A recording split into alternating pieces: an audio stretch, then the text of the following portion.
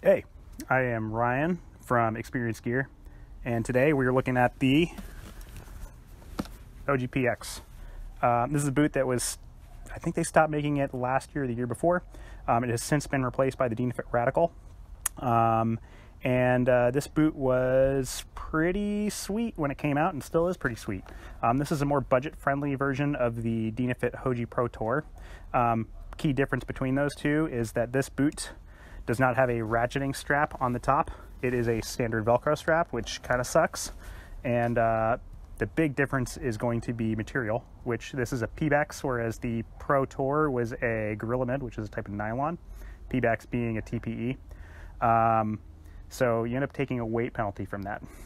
Now, the big difference between those two is the weight difference is minor, I would argue. And on top of that, the PX actually tends to be a little bit more durable, and additionally tends to ski a little bit nicer, in my opinion. How do I know this? Previously to that boot, I was on the Dynafit Hoji Free 130. This boot's awesome. Served me well for about a season and a half prior to being on the PX, and really no complaints outside of fit, which is deplorable on this boot. And flex pattern's a little bit strange, but we can get into that later on. The Hoji PX is an excellent boot. It offers the, I don't know what they were calling this thing. I forget what they were calling it. I feel like it was like the Hoji lever, or like it wasn't the forelock. We'll put that in. We'll put that into post. But what that basically means is that your transitions are super fast. When walking, you've got this lever up. That allows good articulation of the ankle here, and when transitioning, flip the lever down. That drives this lug down in so that you can actually have good engagement, but in the same time it actually cinches up the power strap and the top buckle here, which is pretty sweet. Basically it means you're going to be waiting for everybody at the top of your transitions, because your transition's so much faster. There's a ton of info on this online, so we're not going to go into depth about how it works. If you want more in-depth coverage on that, you can visit our website, because we actually cover it pretty in-depth. But it's a great boot. One of the quirky things about it is it actually has the Dynafit speed nose, which is a very divisive topic. I personally thought I was going to hate it. The thought process behind the speed nose is that you would actually end up having a more natural stride, because it's putting the pivot point on your boot closer to the ball of your feet, which is how you typically walk, which means that you're going to be more efficient with every single stride. The biggest caveat to it is you're not actually going to be compatible with MNC style binding, so Solomon Shift or Guardian, or even alternative bindings that are kind of 50-50 bindings like the Marker Kingpin or Frigi Tecton, because they have a lower heel lug as well. But with a boot like this, you're probably not going to be in that type of binding anyway. The other thing with the speed nose is you cannot use a traditional crampon. You need to use a Dynafit style crampon, or there are crampons that just index off of the tech pieces here, or the tech inserts here. Again, for further details, go to our website. We actually go into depth about which crampons are and are not compatible. So when you're touring, that can be a total pain in the ass for finding that type of stuff.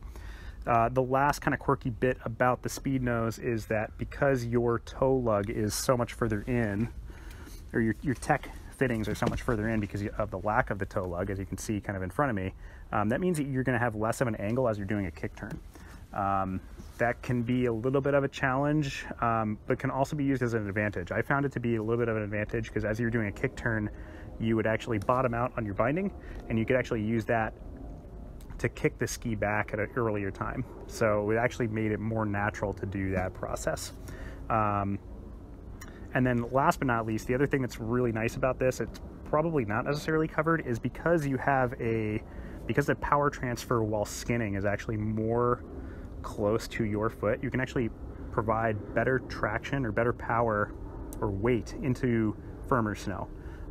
So what that meant was, when I was touring on this boot basically the entire month of May, we had quite variable conditions, whether it was super fluffy snow to like heinous firm over firm. I didn't have to use ski crampons once. People in some of the tours that I was with were grabbing ski crampons almost immediately, and I was not able to, I did not feel the need for them because I had such good edge control, partially due to the speed nose. So while I didn't think I was going to be a fan, I kind of am a fan. So that's your kind of standard uphill. So let's get to the fun stuff. So going down, I really like the way this boot skis, more so than the Hoji Free, again, which was very surprising to me. The Hoji Free, this guy, tends to ski very linearly in its kind of flex pattern. You kind of hit a wall and then you have to kind of flex that wall as you're moving forward. The PX tends to ski in a more progressive manner. So first initial bit of the travel is quite soft, and then as you kind of flex into the boot, it tends to kind of ramp up, which means that it skis kind of similar to, I would find, like a Dalbello Krypton or Dalbello Lupo, which is kind of a good thing. And I would chalk that up to the material. In addition to that, it also tends to kind of mute out, and I don't know if it has to do with the progression or the material itself, but it tends to mute out a lot of the smaller inputs that are put into the skis, which means that at high speeds and high turns, as well as kind of high speed maneuvering, this boot tends to ski a little bit better than the Hoji Free, in my opinion. Again, I don't know if that is because of the material, but I would probably guess that it is. Just being a little bit softer in kind of its strength, and then it allowing to kind of plow through, kind of chop a little bit better. Last but not least, so in short, downhill performance on this ski boot is incredible. Last but not least is the general durability of this boot. The Hoji Free is made of Gorilla Mid. The PX is, again, made of Bebex. This boot has significantly more days on it than this boot does. This boot, the Hoji Free, is in far worse shape.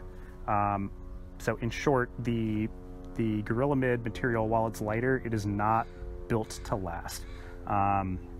So you're getting a more expensive product that is less durable, and in my opinion, kind of skis worse. So what's that mean? It means I really like this thing. This boot kicks ass and is really should be on people's short list if they're looking for used ski gear that's out there. So that's kind of the short and sweet on this boot. We've got the Intuition Tour Wrap liner inside of it right now. It skis great with that. It doesn't walk as good as with the stock liner, but the stock liner in these boots, when I picked them up, they were pretty beat, which is something to watch out for in the used market. Anyways, for more info on this, check out our full review on the Hoji PX on experiencedgear.net, where you can find this as well as a bunch of info on a bunch of older gear that's out there. And stay tuned for the next one. Thanks.